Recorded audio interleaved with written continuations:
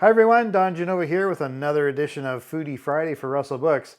I don't know about you, but my social media feeds are full of friends who are not at home now. They are away somewhere else. They're usually going somewhere warm at this time of year to escape our horrible Victorian winters, but that's okay. We can travel through cookbooks. So I've got two cookbooks to take you around the world today, and they are to warmer places like Australia. So the first book is called Australia The Cookbook by Ross Dobson.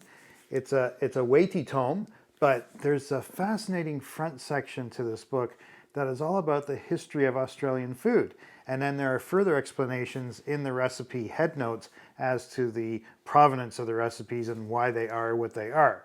So for example, the first recipe I did here is curried prawns. Now, the curried prawns are done in milk, just regular milk, not coconut milk, because when this recipe was invented in Australia, it was before the first wave of really Asian immigration, and people didn't have coconut milk and lemongrass and things like that. So it's a very plain recipe with butter, onions, celery, curry powder, and milk, and some frozen peas.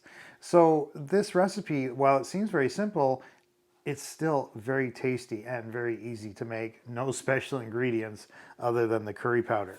The second recipe I made from here is a good old-fashioned brownie recipe, except of course it has macadamia nuts in it. Now macadamia nuts are actually from Australia. Everybody associates them with Hawaii. Well, the trees were imported to Hawaii from Australia.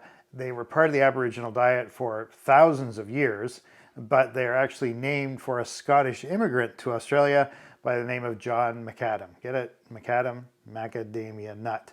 The brownies are fantastic. What can I say? And you take the macadamia nuts and you roast them a bit first, and that makes it extra special before you put them into the brownie mix. So that's Australia.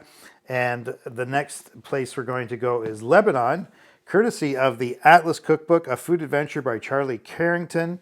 4 seasons, 20 countries, 80 recipes. I went to Lebanon because I looked at the picture of the Za'atar roasted chicken with feta in it, and I had to make it. It's a spatchcock chicken. It's easy to do. If you don't want to do that, get your butcher to do it for you. And it does have some exotic ingredients in it, like za'atar, which is a kind of a thyme and sesame-based herb mixture. Has some cooked chickpeas in it as well. The feta is made up of yogurt and parsley and dill. Roast the chicken, cook the chickpeas, and it turns out fantastic. The second recipe I did from this takes us to Spain, and the recipe is seared tuna on warm green rice.